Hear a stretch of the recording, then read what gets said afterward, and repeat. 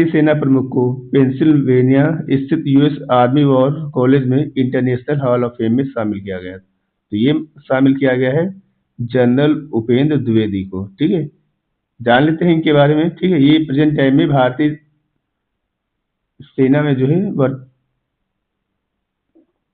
कार्यरत हैं। कौन सा सम्मान मिला है, किसको मिला है, तो जान लेते हैं। ये सम्मान जनरल उपेंद्र द्विवेदी को मिला है। भारत की वर्तमान सेना के प्रमुख को यह सम्मान मिला हुआ है। ठीक, कहाँ मिला हुआ है? यूएस आर्मी वॉर कॉलेज में, जो कहाँ पड़ता है? अमेरिका के पेंसिल्वेनिया में स्थित एक सैन्य प्रतिष्ठित संस्थान है, उसके द्वारा मिला गया है। ठीक है, कौन सा पुरस्कार है? International hall of fame. ठीक है, ये उन सैन्य नेताओं को दिया जाता है जिन्होंने वैश्विक स्तर पर, ठीक है, नेतृत्व और योगदान दिया हो, उन्हीं को मिला जाता है। क्यों महत्वपूर्ण है ये भी जान लेते हैं। भारत की सेना के बारे में जो है अंतर्राष्ट्रीय प्रतिष्ठा को दिखाता है। ठीक है, और यूएसए और इंडिया के सैन्य रिश्तों को मजबूत करता है। ठीक है, ये पुरस्कार पाने वाले तीसरे व्यक्ति बन गए हैं। इससे पहले जो है ये पुरस्कार 2 लोगों को और मिल गया है। ठीक है, डॉक्टर वीके सिंह और विक्रम सिंह को। ये भी याद रखिएगा, इंपॉर्टेंट है। आगे बढ़ते हैं अगले क्वेश्चन। ठीक, ये पिक्चर देख पा रहे होंगे, ये प्रेजेंट टाइम में भारत के 30वें चीफ ऑफ आर्मी हैं। ये भी याद रखिएगा, इंपॉर्टेंट है। इन्हीं को ये पुरस्कार मिला हुआ है। आगे बढ़ते हैं। नैसकॉम के नए अध्यक्ष के रूप में किसे चुना गया है? तो आपका आंसर हो जाएगा श्रीकांत वेल्ला कन्नी को, जो है ये वेल्मा कन्नी को ये पुरस्कार मिला हुआ है। ठीक है, जान लेते हैं इनके बारे में। ठीक है, ये जो है अभी नए जो है नैसकॉम के अध्यक्ष चुने गए हैं। ठीक है, श्रीकांत वेल्लम कन्नी। ठीक है, इससे पहले जो है ये फ्रैक्टल के सह संस्थापक और सीईओ भी हैं, ये भी याद रखिएगा। और ये गंगाराम सिंधु गंगाधर की जगह लेंगे, और ये नैसकॉम के वाइस चेयरमैन भी रह चुके हैं। ठीक है, इनका जो पूरा फोकस है आईटी सेक्टर में एआई को आगे बढ़ाने पर। ठीक है, और साथ ही इसमें यहाँ पर जो है किशोर पाटिल को जो वाइस चेयरमैन बनाया गया है नैसकॉम का, ये याद रखिएगा।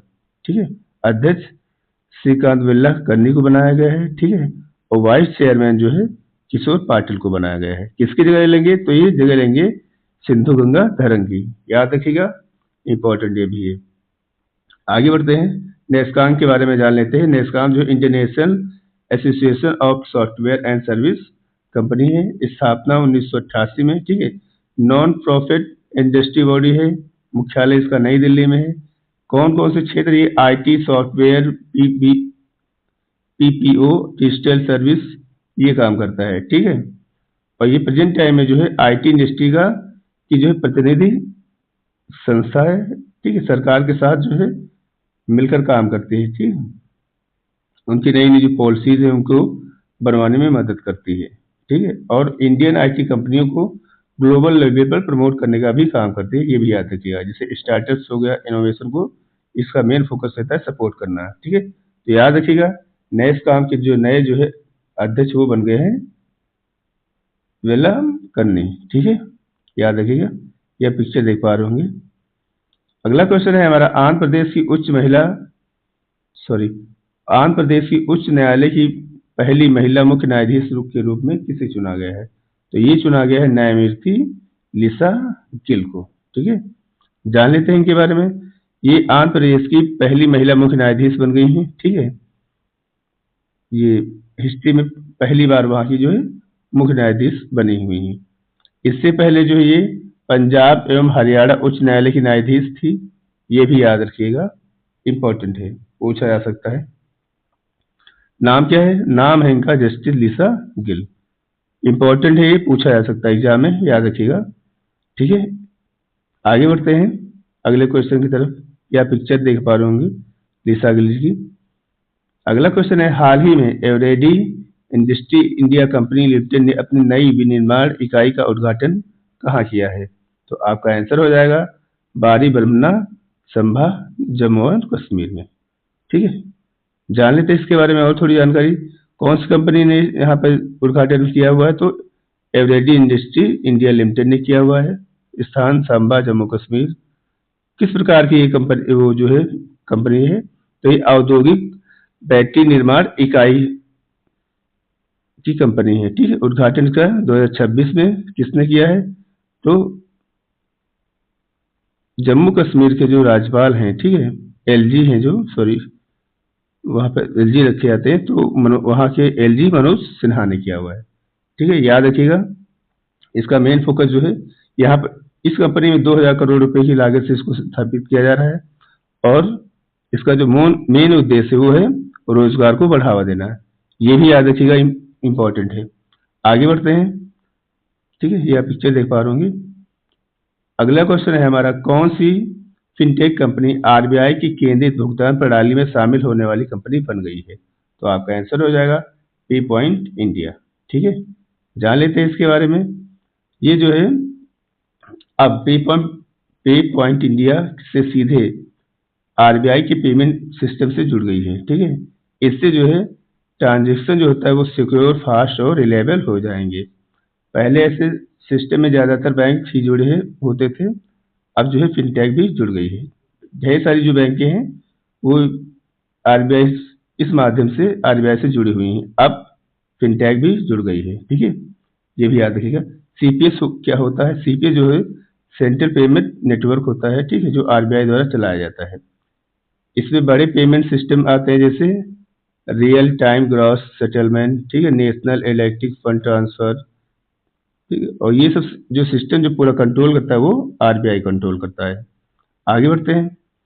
पे पॉइंट इंडिया क्या है, काम करते हैं, ये भी जान लेते हैं। ये एक फाइनटेक कंपनी है, ठीक है। इसे बिल पेमेंट और Aadhaar enabled payment system, micro ATM service, ये सब जो है पे पॉइंट इंडिया कंपनी काम करती है, ठीक है। इसका जो पूरा फोकस है रूरल और सेमी अर्बन एरिया में जो है डिजिटल पेमेंट को पहुंचाना, ये इसका मेन मकसद है, ठीक है। आगे बढ़ते हैं अगले क्वेश्चन की तरफ। एआई आधारित स्मार्ट सिटी परियोजनाओं के लिए किन दो देशों में डेटा समझौता किया गया है? तो ये किया गया है भारत और जापान के बीच में, ठीक है। याद रखिएगा, बेहद इंपॉर्टेंट है। जान लेते हैं इसके बारे में। भारत और जापान ने मिलकर स्मार्ट सिटी प्रोजेक्ट को बेहतर बनाने का फैसला लिया है। इनके लिए दोनों देश जो है डाटा से आपस में जो है शेयर करेंगे, ठीक है। एआई का इस्तेमाल करके एआई का इस्तेमाल करके शहरों को ज़्यादा स्मार्ट, सुरक्षित और सुविधाजनक बनाया जाएगा। भारत और जापान के बीच जो है AI smart city data agreement भी हुआ है। उद्देश्य है शहरी विकास, टेक्नोलॉजी में सुधार, ठीक है, और पूरा फोकस जो है ट्रैफिक, ऊर्जा, पर्यावरण और डिजिटल सेवाओं पर भी दिया जाएगा, ठीक है। तो याद रखिएगा, भारत और जापान के बीच जो है स्मार्ट सिटी प्रोजेक्ट बनाने का फैसला लिया गया है। याद रखिएगा, इंपॉर्टेंट है। आगे बढ़ते हैं अगले क्वेश्चन की तरफ। अगला क्वेश्चन है, 2026 में साफ महिला चैंपियनशिप का आयोजन किस भारतीय राज्य में किया जाएगा? तो आपका आंसर हो जाएगा गोवा, ठीक है। आगे बढ़ते हैं, जान लेते हैं साफ है क्या। साफ जो है south Asian football federation company है, ठीक है। इसका आयोजन इस बार महिला आयोजन इसका गोवा में किया जाएगा। भारत, नेपाल, बांग्लादेश, श्रीलंका, ठीक है, ये सब जो है देश जो है इसके सदस्य हैं, ठीक है। स्थापना 1997 में हुई थी, ठीक है। दक्षिण एशियाई का क्षेत्रीय फुटबॉल संगठन, ये इसका नाम है। याद रखिएगा, साफ वुमेन चैंपियनशिप जो पहली बार 2010 में खेला गया था, मेजबानी बांग्लादेश ने की थी, ठीक है। और इस बार जो है 2026 का आयोजन गोवा में किया जाएगा। याद रखिएगा, पूछा जा सकता है एग्जाम में। आगे बढ़ते हैं अगले क्वेश्चन की तरफ।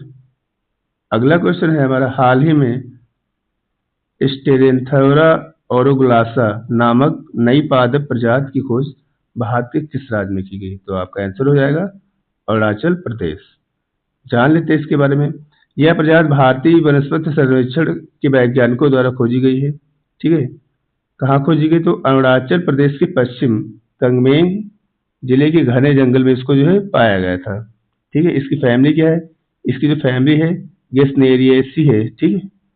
ये भी याद रखिएगा। और ये एक एपीफाइट पौधा है, जिसका अर्थ है यह पौधा अन्य पौधों पर जो है उगता है, ठीक है। इसकी बनावट विशेषकर इसके सुंदर बैंगनी और पीले रंग के फूल हैं, ठीक है। इसके जो फूल हैं बैंगनी और पीले कलर के होते हैं। इसे अन्य पौधों से अलग जो है पहचान दिलाते हैं, ये इसकी खासियत है। ठीक है, ये आप देख पा रहे होंगे। ठीक, इस कलर तो हल्का बैंगनी कलर के हैं और येलो भी है।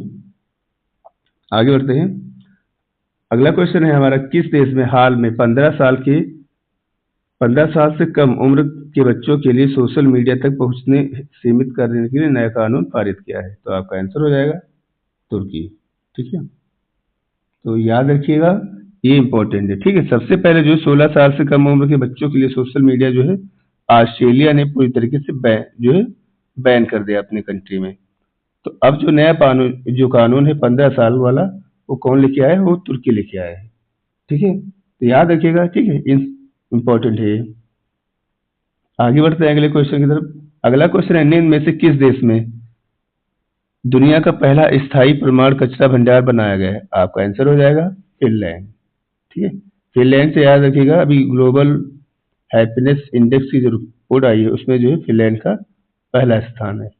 ठीक है, आगे बढ़ते हैं अगले क्वेश्चन की तरफ। या पिक्चर देख पा रहे होंगे। तो आज के सेशन में इतना ही। अगर आपको हमारा सेशन अच्छा लगा है तो वीडियो को लाइक कर दीजिएगा, शेयर कर दीजिएगा और चैनल को सब्सक्राइब कर लीजिएगा। मिलते हैं अगले वीडियो में, तब तक के लिए टेक केयर, बाय बाय।